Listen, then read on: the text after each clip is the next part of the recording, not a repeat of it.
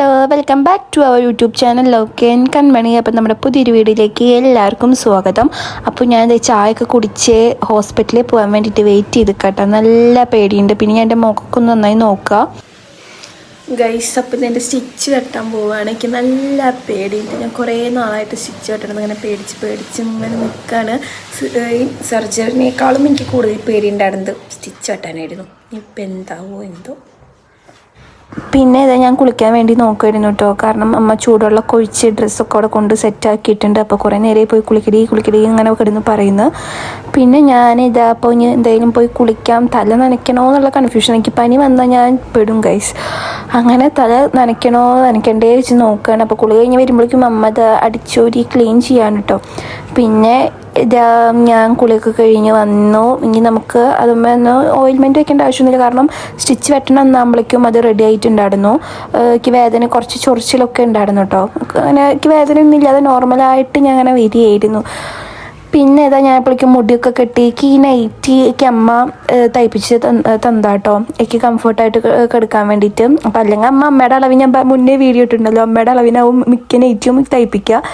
ഇപ്പം അമ്മ എനിക്ക് എൻ്റെ ഇഷ്ടത്തിന് മറ്റേ ഫ്രോക്ക് നൈറ്റി എനിക്കൊരു കൊളാബ് കിട്ടിയിട്ടുണ്ടായിരുന്നു. അതേ മോഡലിൽ തന്നെ അമ്മക്ക് തയ്പ്പിച്ച് കൊണ്ടിരിപ്പിച്ചതാട്ടോ ഇത്. അപ്പം പിന്നെ അത് ഞാനിത് അമ്പലത്തിൻ്റെയൊക്കെ വയല് വരണേ. ഹോസ്പിറ്റലിൽ പോകാൻ വേണ്ടിയിട്ട് ഒന്ന് റെഡി ആവായിരുന്നു. മുഖമൊക്കെ ഒന്നല്ല എല്ലാവരും പറയും ഞാൻ മുഖം, എൻ്റെ ശരീരം ഒന്നും ക്ഷീണിച്ചിട്ടില്ല, പക്ഷെ എൻ്റെ മുഖത്ത് നല്ല ക്ഷീണമുണ്ട് ഗൈസ്. മുഖം ഇങ്ങനെ വേദന ഒക്കെ ഇങ്ങനെ കുറേ ഇങ്ങനെ ഇതുള്ള കാരണം അത് കറക്റ്റ് കണ്ണിക്കും ഒക്കെ കാണാൻ പറ്റും. ആകെ കണ്ണൊക്കെ ആകെ ക്ഷീണിച്ച് എന്തോ പോലെ. അപ്പം ഞാൻ വിചാരിച്ചു എന്നാൽ കണ്ണ് ഒന്ന് ജസ്റ്റ് ഒന്ന് അടിയിൽ മുകളിലൊന്ന് വെറുതെ എഴുതാമെന്ന് വിചാരിച്ച് ഞാൻ കണ്ണെഴുതി റെഡി ആവുമായിരുന്നു. പിന്നെ ഗൈസ് ഈ സമയത്തൊന്നും എനിക്ക് അധികം വേദനയില്ല. സ്റ്റിച്ച് വെട്ടേണ്ടതിൻ്റെ തലേ ദിവസമൊക്കെ ആവണ വരെയൊക്കെ എനിക്ക് വേദനയോ കാര്യങ്ങളൊന്നുമില്ല. ഞാൻ നോർമലായിട്ട് ഞാൻ തിരിഞ്ഞും മറിഞ്ഞും കമ്മന്നൊക്കെ കിടന്നു തുടങ്ങിയിട്ടുണ്ടായിരുന്നു. കാരണം സ്റ്റിച്ചിന് ഉണക്കം വന്നിട്ടുണ്ട്. അങ്ങനെ തൊടുമ്പോഴൊക്കെ ചെറിയ വേദനയുണ്ട് എന്നല്ലാതെ കൂടിയിട്ട് സ്റ്റിച്ച് ഉണങ്ങി എന്നൊക്കെ ഞാൻ വിചാരിച്ചിട്ടുണ്ടായിരുന്നേ. ചൊറിച്ചിലൊക്കെ ആയപ്പോൾ. എന്നാലും എനിക്ക് നല്ല പേടിയുണ്ട്. എനിക്ക് മറ്റേ സർജറിക്ക് പോണ സമയത്തൊന്നും എനിക്ക് അധികം പേടിയുണ്ട്, എന്നാലും കൂടിയിട്ട് വലിയ പേടി ഉണ്ടായിരുന്നില്ല. പക്ഷേ എനിക്ക് സ്റ്റിച്ച് വെട്ടണത് എന്തോ, ഞാൻ എപ്പോഴും അമ്മയുടെ അടുത്തും അതെ ആദർശേൻ്റെ അടുത്ത് എല്ലാവരുടെ അടുത്തും അയ്യോ എനിക്ക് പേടിയാവുന്നേ പറഞ്ഞിട്ട് എപ്പോഴും പേടിച്ചിരുന്നത് ഈ ഒരു കാര്യത്തിനായിരുന്നു, സ്റ്റിച്ച് വെട്ടാൻ വേണ്ടിയിട്ട്. അങ്ങനെ നമ്മൾ ഇവിടെ വേലൂര് ഉള്ള ഒരു ഹോസ്പിറ്റലിലേക്ക് പോകാമെന്ന് വിചാരിച്ചിട്ടുണ്ടായിരുന്നു. പ്രൈവറ്റ് ഹോസ്പിറ്റലിലേക്ക് പോകാമെന്ന് ആദ്യം പറഞ്ഞു. പിന്നെ എനിക്ക് തോന്നി വേണ്ട, നമ്മുടെ അടുത്ത് വേലൂർ ഹോസ്പിറ്റൽ ഉണ്ടല്ലോ, അപ്പോൾ അവിടെ പോകാമെന്നൊക്കെ വിചാരിച്ചു. അപ്പോൾ ഞാൻ അമ്മയോട് പറഞ്ഞിട്ടോ അമ്മ അങ്ങോട്ട് പോകാമെന്ന് പറഞ്ഞിട്ടുണ്ടായിരുന്നു. അപ്പോൾ ഞാൻ മുന്നേയും കോളേജിലല്ല +1 +2 ഒക്കെ പഠിക്കുമ്പോഴാണ് ഞാൻ ആദ്യമായിട്ട് ഞാൻ അങ്ങോട്ട് പോയോടെയാണ്. കാരണം എനിക്ക് ഇടയ്ക്കിടയ്ക്ക് പനി വരും. അപ്പോൾ അച്ഛൻ എന്നെ കൂട്ടാൻ വരും. അങ്ങനെ അച്ഛൻ കൂട്ടി വന്നു വെച്ചാൽ നേരെ അവിടെ കാണിച്ചിട്ടാണ് എന്നെ വീട്ടിലേക്ക് ആക്കി തരാറ്.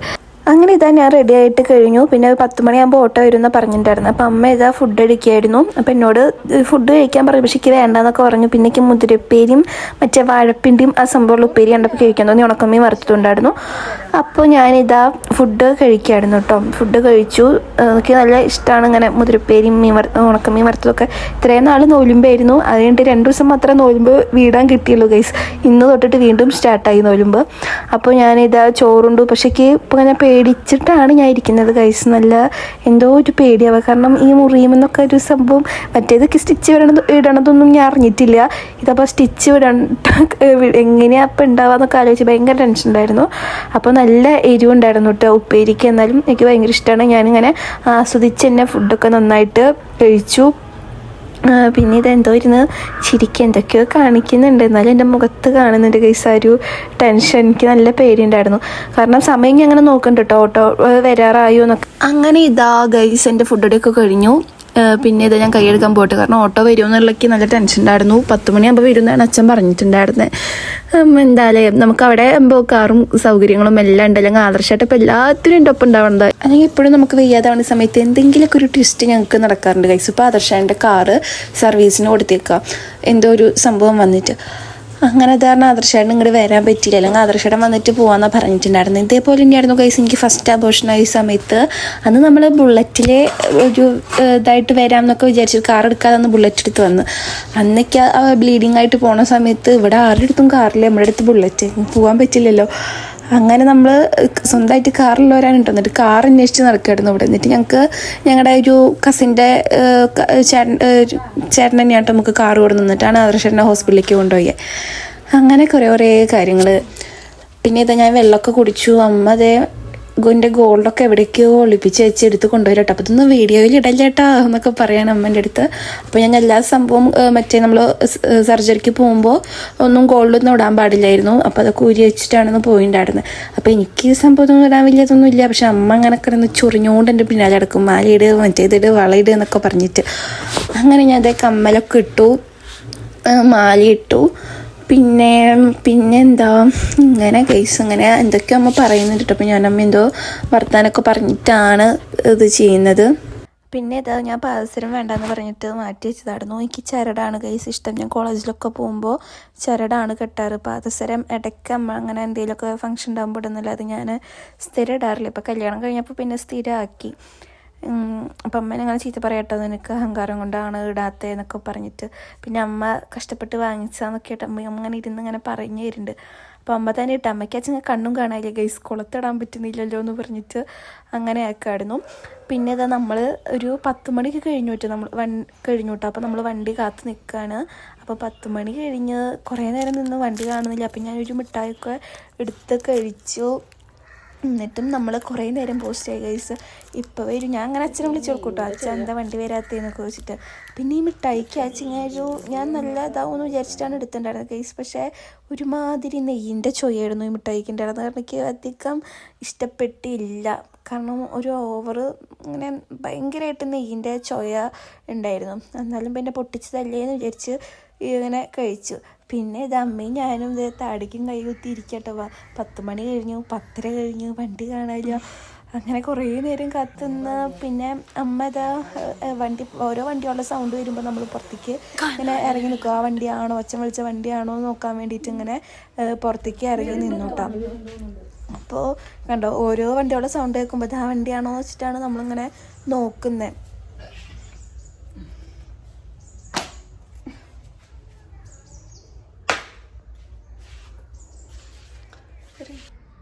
പിന്നെ നമ്മുടെ കനാലിൽ വെള്ളം വിട്ടിട്ടുണ്ട്. അപ്പോൾ പറഞ്ഞാൽ നല്ല രസമാണ് ഗൈസിങ്. പെരുന്നാളാകുമ്പോൾ മുന്നേ ഇവിടെയൊക്കെ ഇങ്ങനെ മാല ബൾബ് ഇട്ടായിരുന്നു.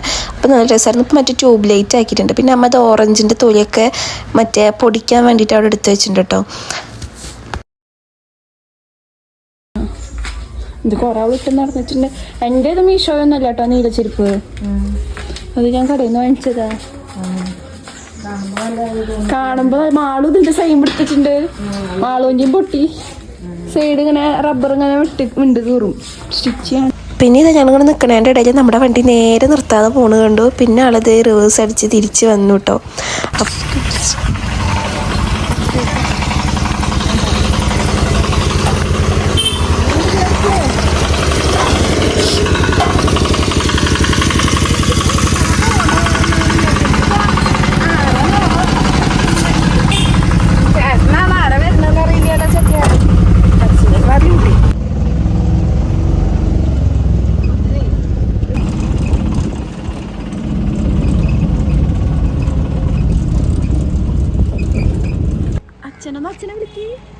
അപ്പോൾ അരിമ്പാട് എത്തിയപ്പോൾ അമ്മ ഷുഗർ ടെസ്റ്റ് ചെയ്യാൻ കൊടുക്കാൻ പോയി. അപ്പോൾ അച്ഛൻ അവിടെ ഉണ്ടായിരുന്നു. അതാണ് ഞാൻ അച്ഛനെ വിളിക്കാൻ പറഞ്ഞിരുന്നത്. അപ്പോൾ ആദർശേട്ടൻ ആ സമയം എന്നെ വീഡിയോ കോൾ ചെയ്തിട്ടുണ്ടായിരുന്നു. ആദർശേട്ടന് പല്ലുവേദനയായിട്ട് ഹോസ്പിറ്റലിൽ പോകാൻ വേണ്ടിയിട്ട് അഭിച്ചേട്ടനെയും കൂട്ടിയിട്ട് പോകാൻ വേണ്ടിയിട്ട് അവിടെ ഇട്ടുള്ളൂ. അപ്പോൾ അത് അഭിച്ചേട്ടൻ്റെ ഉണ്ണി കേട്ടോ. അപ്പോൾ അവൻ എല്ലാവരുടെ അടുത്തേക്കും പോവും. ഞാൻ മുന്നേ സ്റ്റോറിയൊക്കെ ഇട്ടിട്ട് നിങ്ങൾ കണ്ടിട്ടുണ്ടായിരിക്കണം ഇൻസ്റ്റയിൽ ഇട്ടോ. അപ്പോൾ അവൻ നല്ല നമ്മുടെ അടുത്തൊക്കെ അങ്ങനെ പരിചയക്കേടൊന്നുമില്ല. എല്ലാവരുടെ അടുത്തേക്കും വരും, ചിരിച്ച് നല്ല കമ്പനിയാണ്. അപ്പോൾ ആദർശമായിട്ട് അതിനിട്ട് കളിപ്പിക്കാൻ കേട്ടോ. അപ്പോൾ ഞാനും അവൻ്റെ അടുത്ത് എന്തൊക്കെയോ കോഷ്ടി ഇങ്ങനെ കിടന്ന് കാണിക്കുന്നുണ്ടായിരുന്നു. പിന്നെ ഇതാ അമ്മ ഇതാ ബ്ലഡൊക്കെ കൊടുത്തു വന്നു. അപ്പോൾ നമുക്ക് എന്നെ കാണിച്ചിട്ട് ഇങ്ങോട്ട് തിരിച്ചു വരുന്ന വഴിക്ക് ബ്ലഡ് റിസൾട്ടും ഇതൊക്കെ വാങ്ങിക്കാം എന്നുള്ള രീതിക്കാണ് പോകുന്നുണ്ടായിരുന്നത്. പിന്നെ അമ്മയ്ക്ക് അവിടെ പ്രഷറിൻ്റെയും കൂടി ഒന്ന് ഡോക്ടറെ കാണിക്കണം എന്നുണ്ടായിരുന്നു. അപ്പോൾ നമ്മൾ അതൊക്കെ പ്ലാൻ ചെയ്തിട്ടാണ് ഇറങ്ങിയേക്കണേ കേട്ടോ ഒന്ന്. അപ്പോൾ ഇവരിങ്ങനെ വീഡിയോ കോൾ ചെയ്തിട്ടുണ്ട്. നമ്മൾ ഓട്ടോയിൽ പോയിക്കൊണ്ടിരിക്കുക. അപ്പോൾ ഞാൻ ആദർശേട്ടൻ്റെ അടുത്ത് സംസാരിച്ചിട്ട് ഇങ്ങനെ ഇരിക്കാൻ കേട്ടോ.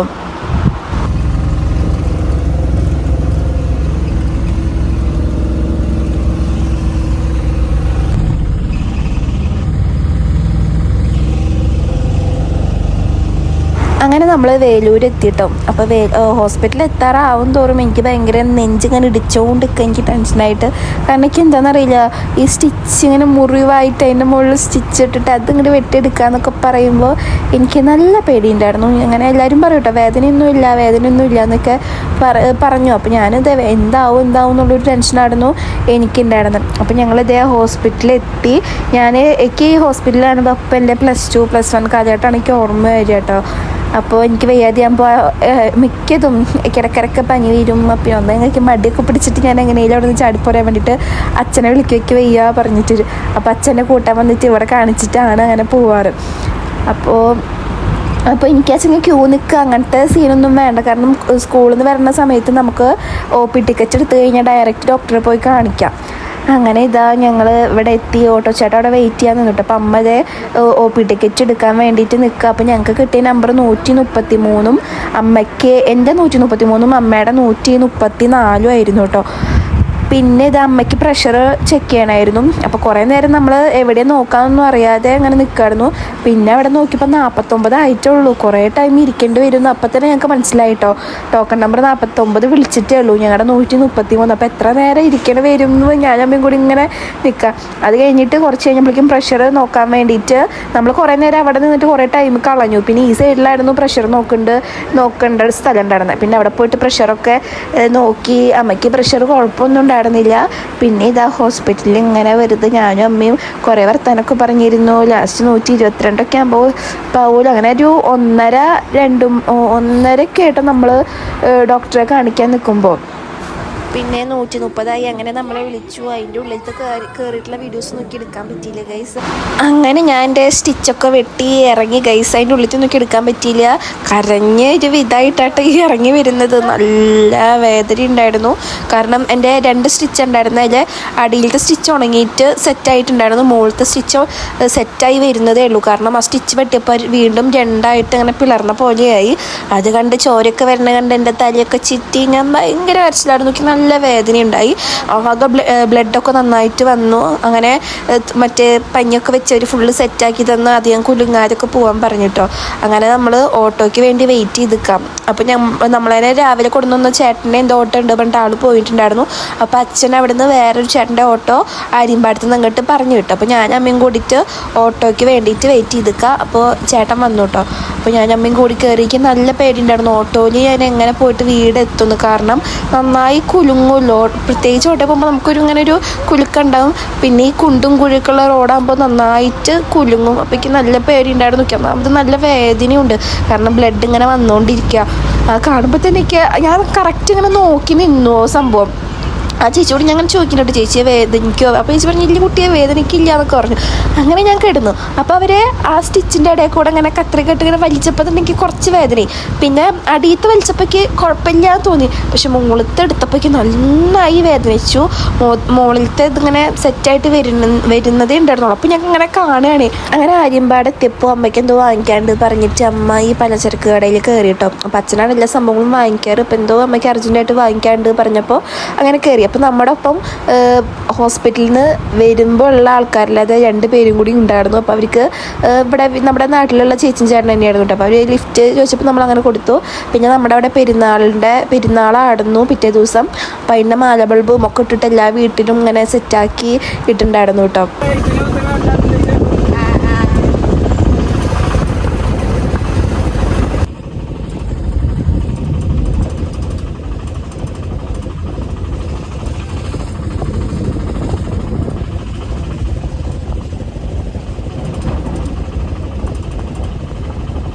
അങ്ങനെ നമ്മളിതേ വീടെത്താറായി. കനാലിൻ്റെ അവിടേക്ക് എത്തി തുടങ്ങിയിട്ടുണ്ടായിരുന്നു. അപ്പോൾ ഞാൻ അച്ഛൻ ഇങ്ങനെ വേദനിച്ചിട്ട് എനിക്ക് സഹിക്കാൻ പറ്റുന്നില്ല. പൈസയ്ക്ക് നല്ല വേദന ഉണ്ടായിരുന്നു. എനിക്ക് ശരിക്കും ഞാൻ കുറേ കരഞ്ഞു വന്നിരുന്നിട്ട്. ഹോസ്പിറ്റലിൽ നിന്ന് വണ്ടിയിൽ കയറുമ്പോഴും എനിക്കിങ്ങനെ കണ്ണിക്ക് വേദനിച്ച് ഇങ്ങനെ കണ്ണിങ്ങനെ വെള്ളം വന്നുകൊണ്ടിരിക്കുകയാണ്. അപ്പോൾ ഇനി വീടെത്തിയിട്ട് ഒന്ന് കിടന്നാൽ മതി എന്നുള്ള രീതിക്കായിരുന്നു ഞാൻ വന്നിട്ടുണ്ടായിരുന്നത്. അപ്പോൾ അതേ അമ്മ ഇറങ്ങി. അപ്പം അമ്മ സാധനങ്ങൾ എന്നോട് വാങ്ങിക്കണ്ടെന്ന് പറഞ്ഞു. കാരണം വെയിറ്റ് തൂക്കണ്ടെന്ന് വെച്ചിട്ട്. അങ്ങനെ ഞങ്ങൾ 2 പേരും ഇറങ്ങി. നമ്മുടെ കനാലിൽ വെള്ളമൊക്കെ വിട്ടിട്ടുണ്ട് കേട്ടോ. നല്ല രസമാണ് വെള്ളം വിട്ട സമയത്ത്. ഈവനിങ്ങും അതുപോലെ തന്നെ രാവിലെയൊക്കെ നല്ല വ്യൂ ആണ് കാണാൻ വേണ്ടിയിട്ട്. അപ്പോൾ ഞാനിതങ്ങനെ വെറുതെ വെള്ളത്തിൻ്റെ ഒക്കെ വീഡിയോ എടുത്ത് അമ്മേനെ വെയിറ്റ് ചെയ്ത് കേട്ടോ. അമ്മ അവിടെ പൈസ കൊടുക്കായിരുന്നു ആ ചേട്ടന് വേണ്ടിയിട്ട്.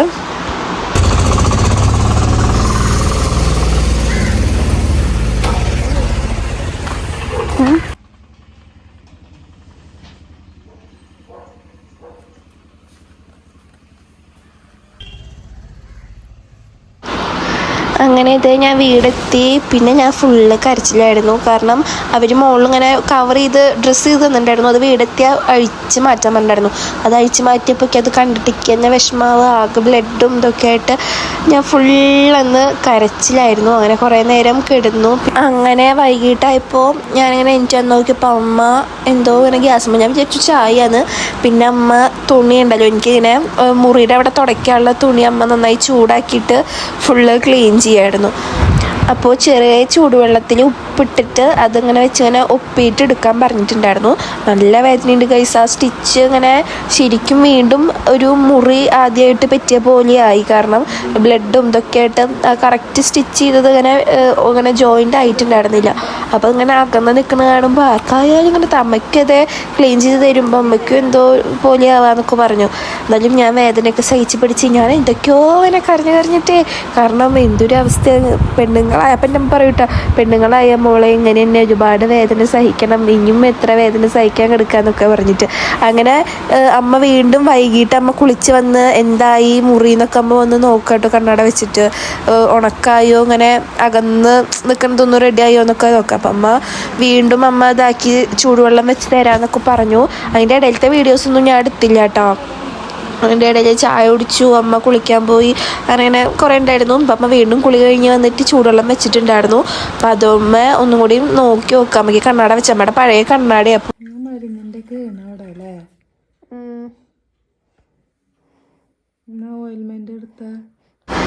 പിന്നെ അമ്മ ഇതേ ഓയിൽമെൻ്റൊക്കെ എടുത്ത് വന്നു, ഓയിൽമെൻറ്റ് വെച്ച് തന്നു. അപ്പോൾ ഓയിൽമെൻറ്റ് വെച്ച് കഴിഞ്ഞാൽ കുറച്ച് നേരം ഇങ്ങനെ കിടക്കണം. അല്ലെങ്കിൽ ഡ്രസ്സുമൊക്കെ ആയിട്ട് അതും എനിക്ക് ഭയങ്കര അസ്വസ്ഥതയാവും ഗൈസ്. കാരണം ഇങ്ങനെ ഓയിൽമെൻറ്റ് എന്ന് പറയുമ്പോൾ ഒരു ഫ്ലൂയിഡ് പോലെയല്ലേ, അതിങ്ങനെ മേത്തും ഡ്രസ്സിലൊക്കെ ഉരഞ്ഞുരഞ്ഞ് എന്തോ ഒരു ഇത്. അത് കഴിഞ്ഞിട്ട് രാത്രിയാകുമ്പോൾ ഇങ്ങനെ ബൈക്കിൻ്റെ സൗണ്ടൊക്കെ കേട്ട് ഞാൻ വെറുതെ പുറത്തേക്ക് ഇറങ്ങി നോക്കിയപ്പോൾ നമ്മുടെ പെരുന്നാളിൻ്റെ ഇത് തുടങ്ങിയിട്ടുണ്ടായിരുന്നു. അപ്പോൾ അവിടെ ലൈറ്റൊക്കെ ഇട്ട് മറ്റേ തേര് എന്നൊക്കെ പറയും, തേരും ഒക്കെ കൊണ്ടുവരുന്നുണ്ടായിരുന്നു. അപ്പം അമ്മ പുറത്തേക്ക് ഇറങ്ങാനേ എന്നെ സമ്മതിക്കില്ല കേട്ടോ. അപ്പോൾ ഞാനിത് സൗണ്ടൊക്കെ കേട്ടപ്പോൾ ഞാൻ വേഗം ചാടി പുറത്തേക്ക് ഇറങ്ങി നിന്നു. അപ്പോൾ ഇങ്ങനെ ചേട്ടന്മാരൊക്കെ ബൈക്കിൽ പള്ളിക്ക് തേര് കൊണ്ടുപോകാൻ തോന്നുന്നു. പിറ്റേ ദിവസമായിരുന്നു പെരുന്നാളുണ്ടായിരുന്നു. അപ്പം എൻ്റെ തലേ ദിവസത്തെ കേട്ടോ ഈ വീഡിയോ. അപ്പം ഞാൻ ഇതൊക്കെ ഇങ്ങനെ ഇതേ ഇന്ന് കണ്ട്